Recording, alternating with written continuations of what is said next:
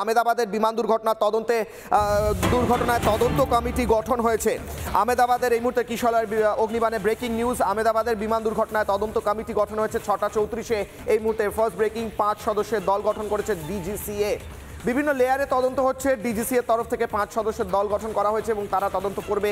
অন্যদিকে আমরা জানি একদিকে যেমন অসামরিক বিমান পরিবহন মন্ত্রী তিনি নিজে যাচ্ছেন, অন্যদিকে কেন্দ্রীয় সরকার, কেন্দ্রীয় বিমান মন্ত্রক এবং তার সঙ্গে সঙ্গে প্রতিটি ডিপার্টমেন্টের তরফ থেকে নজর রাখা হচ্ছে। গুজরাতের state department, state police department তাদের তরফ থেকেও এই তদন্ত করা হচ্ছে। প্রত্যেকটি ডিপার্টমেন্ট বিভিন্ন লেয়ারে তদন্ত করছে।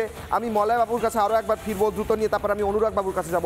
মলয় বাবু, আমার কথা হচ্ছে এই বিভিন্ন লেয়ারে তদন্ত চলছে, ডিজিসিএ তদন্ত করবে, আমি মনে করি যে বিভিন্ন অন্য এজেন্সিগুলো তদন্ত করবে। স্যার, আপনি একটা গুরুত্বপূর্ণ কথা বলেছেন, আমার শুনে খুব মনে প্রশ্ন জেগেছে।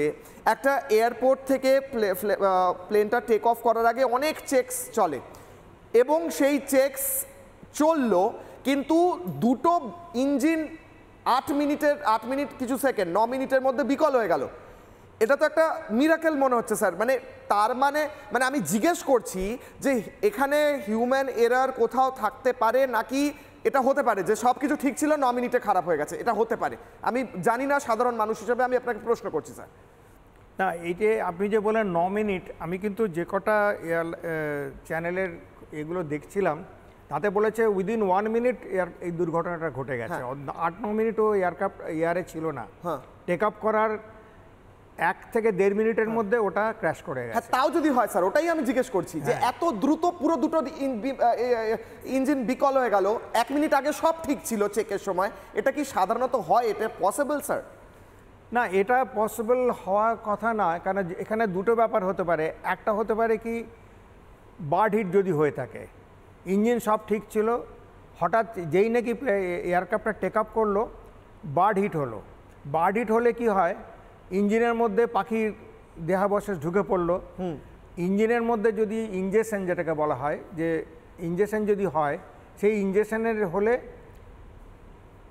যদি ওইটা এদের পাইলটদের ভাষায় বলা হয় engine flame out. Engine flame out মানে ইঞ্জিনটা টোটালি বন্ধ হয়ে গেছে। দুটো ইঞ্জিন? হ্যাঁ, মানে যখন বার্ড হিট হয়, বার্ড হিটের একটা চান্স থাকে যে একটা ইঞ্জিনেই হবে স্যার, একটা ইঞ্জিন। আমার এখানে কি দুটো ইঞ্জিনেই বার্ড ঢুকেছিল? বার্ড হিট কি দুটো ইঞ্জিনে একসাথে হয়েছিল? যেটা নাকি মোস্ট আনলাইকলি। একসাথে দুটো ইঞ্জিনে বার্ড হিট সাধারণত যখন নাকি এয়ারক্রাফট টেক আপ করে, তখন যদি আশেপাশে বার্ড থাকে, ওই ইঞ্জিনের শব্দে ওরা এমনিতেই পালিয়ে যায়। এখন বার্ড হিট হতে পারে যদি ফ্লক অফ বার্ডস বা বার্ড অ্যাক্টিভিটি, আহমেদাবাদ এয়ারপোর্টের বার্ড অ্যাক্টিভিটি রিপোর্টটা কি সেটা নিশ্চয়ই দেখা হবে, ওখানে বার্ড অ্যাক্টিভিটি কেমন হয়। আর দুপুরবেলা বার্ড অ্যাক্টিভিটি জেনারেলি কম হয়। বার্ড অ্যাক্টিভিটি বাড়ে কখন? সন্ধেবেলা যখন নাকি পাখিরা ওই নিজের নেস্টে ফিরে যায়, তখন ওরা ক্রিস ক্রস করে আর কি, হয়তো টেক আপ পথের সামনে দিয়ে উড়ে যাচ্ছে, দল বেঁধে উড়ে যাচ্ছে। যদি পাখি দল বেঁধে উড়ে যায়, তাহলে চান্স আছে যে দুটো ইঞ্জিনেই একসঙ্গে হিট করলে, এটা চান্সটা খুব কম। এবং এই দুপুর গরমের মধ্যে যে এরকম বার্ড থাকবে সময়, ঠিক, হ্যাঁ, এই দুপুর গরমের মধ্যে এটা হওয়াটা একটু চান্স কম। কিন্তু এই সম্ভাবনা উড়িয়ে দেওয়া যায় না। অনুরাগ বাবুর কাছে একবার যাব। অনুরাগ বাবু, আমার কথা হচ্ছে এতগুলো মানুষের প্রাণ গেল, আমি এখনই কারুর ওপর দোষ চাপাচ্ছি না যতক্ষণ না পর্যন্ত তদন্ত হয়, কিন্তু বাস্তবগুলোর দিকেও নজর রাখতে হচ্ছে। এই এয়ারলাইনের বিরুদ্ধে অনেকবার শোকজ নোটিশ দিয়েছে ডিজিসিএ, এই এয়ারলাইনের বিরুদ্ধে অভিযোগও উঠেছে। আর এই এয়ারলাইনের এই বিমানটি টেকনিক্যাল স্ন্যাগের কারণে 1.5 ঘন্টা লেটে আসে ঠিক এর আগের ফ্লাইটে। এই যেটা ভেঙে পড়েছে সেই সেম বিমানটা যখন আসছিল লন্ডন থেকে দিল্লি, 1.5 ঘন্টা লেটে আসে টেকনিক্যাল স্ন্যাগের কারণে। কোথাও তো কাউকে দায়িত্ব নিতে হবে। সবাই দুঃখিত, সবাই মর্মাহত, কেউ চায়নি এই অ্যাক্সিডেন্টটা হোক, এয়ারলাইন্স তো অবশ্যই চায়নি, তাদের এত বড় ক্ষতি, কিন্তু তাও দায়িত্ব তো কোথাও কাউকে নিতেই হবে, যেটার আর না হয়, কিংবা যদি হয়ে থাকে তার সঠিক কারণটাও খুঁজে বের করা। দেখুন, একদমই অবশ্যই আপনি যেটা বলছেন এটা খুবই মর্মান্তিক ঘটনা, এবং আমার নিজের ভেবে আমার গায়ে কাঁটা দিচ্ছে যে আমি ঠিক 5 দিন আগে এই বিমানে করেই, এই একই এয়ারক্রাফটে করে আমি একটি অন্য দেশে এসেছি, এবং অবশ্যই কাউকে না কাউকে এটার রেসপন্সিবিলিটি নিতে হবে।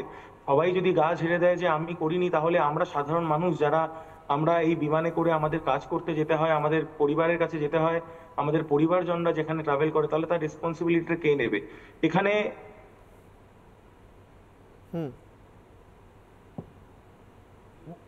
বলুন অনুরাগ বাবু বলুন। Hello? হ্যাঁ শুনতে পাচ্ছি, বলুন, কন্টিনিউ করুন। হ্যাঁ, যেখানে আমাদের এই জিনিসটার দায়িত্বটা নিতে হবে কাউকে না কাউকে, যে কার জন্য বা কোন কারণে এখানে এই এই যে এত বড় একটি ঘটনা, যেটা একটা ফ্লাইট ক্র্যাশ করা কিন্তু অনেক বড় ঘটনা, এবং তার যেটা আমার মনে হয় যে এটার ডেফিনেটলি তো বেরোবে কার দোষে এটা হয়েছে, কিন্তু যে স্টেপস গুলো নেওয়া প্রয়োজন সেটা হচ্ছে কেন একটি এত পুরনো বিমান এবং সেটার কতটা মেইনটেনেন্স আছে যে এটা এত 12 ঘন্টা লাগে। আমি যেখান থেকে এসছি, আমি মেলবার্ন আসতে দিল্লি থেকে 12 ঘন্টা সময় লাগে, ডেফিনেটলি লন্ডন যেতেও অলমোস্ট 8 ঘন্টা কি 9 ঘন্টা সময় লাগে।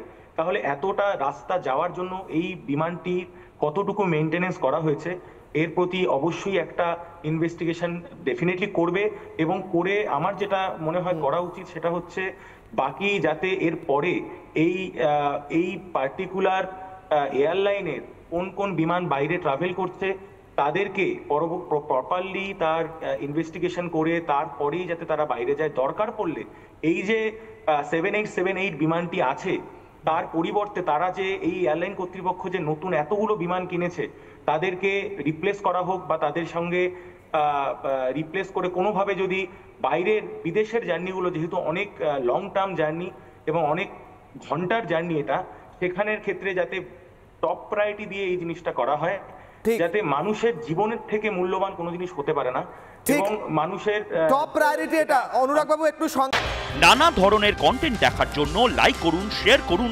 আমাদের ফেসবুক পেজ, সাবস্ক্রাইব করুন আমাদের ইউটিউব চ্যানেল। পাশাপাশি অন্যান্য ব্রেকিং নিউজের জন্য অবশ্যই চোখ রাখুন রিপাবলিক বাংলায়।